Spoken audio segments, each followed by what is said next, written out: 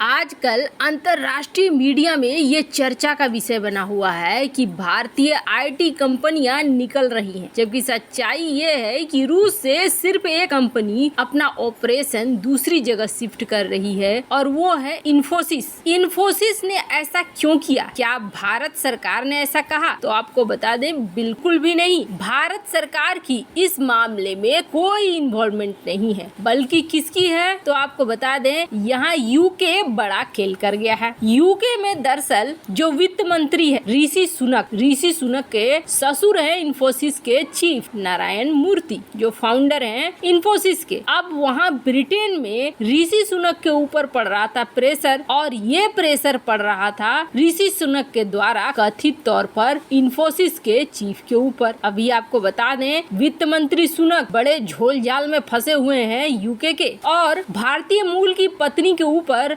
आरोप ये लग रहा है कि इन्होंने टैक्स बचाने के लिए कई गलत तरीके। अब ये पूरा पारिवारिक दबाव पड़ गया इन्फोसिस के ऊपर, और इन्फोसिस को रूस से अपना ऑपरेशन निकालना पड़ा। यानी ये पूरा जियोपॉलिटिकल खेल एक परिवार पर जाकर उलझ गया। और आपको बता दें, वैसे तो इस वक्त खाली जगह को भरने के लिए कई कंपनियां घुस रही हैं रूस में, न कि निकल रही हैं। एक इन्फोसिस को छोड़ दें आप, तो वैसे कोई हालात नहीं है भारत रूस के बीच में। पर अब भारत की असली परीक्षा की घड़ी आ रही है, और ये परीक्षा की घड़ी 40 देश लेकर आ रहे हैं सामने। 40 देश अब भारत के सामने वो चीज रखेंगे जो भारत के इतिहास में सबसे बड़ा मददगार रहा है। लेकिन आने वाले समय में अगर ये पारित हो जाता है तो भारत के लिए सबसे बड़ी मुश्किल होगी। वैसे जरा सोचिए, अगर रूस के पास शुरू से वीटो नहीं होता तो क्या भारत, जो इतने समय तक वीटो की वजह से, खास तौर पे रूस के द्वारा इस्तेमाल किए गए वीटो की वजह से बचता आया है, क्या भारत बच पाता? रूस और चीन और अमेरिका, इन तीनों ने अपने वीटो का खूब इस्तेमाल किया है। जहां 4 बार इस्तेमाल किया है अमेरिका ने सबसे कम, तो वहीं रूस ने 23 बार इस्तेमाल किया है और चीन ने 11 बार इस्तेमाल किया है। रूस ने भारत के लिए कई बार इस वीटो का इस्तेमाल किया है और वीटो से भारत को बचाया है यूएनएससी में। पर अब डिमांड ये आ रही है, जो प्रस्ताव आ रहा है वो ये आ रहा है कि हाल फिलहाल में रूस ने जिस तरीके से वीटो करके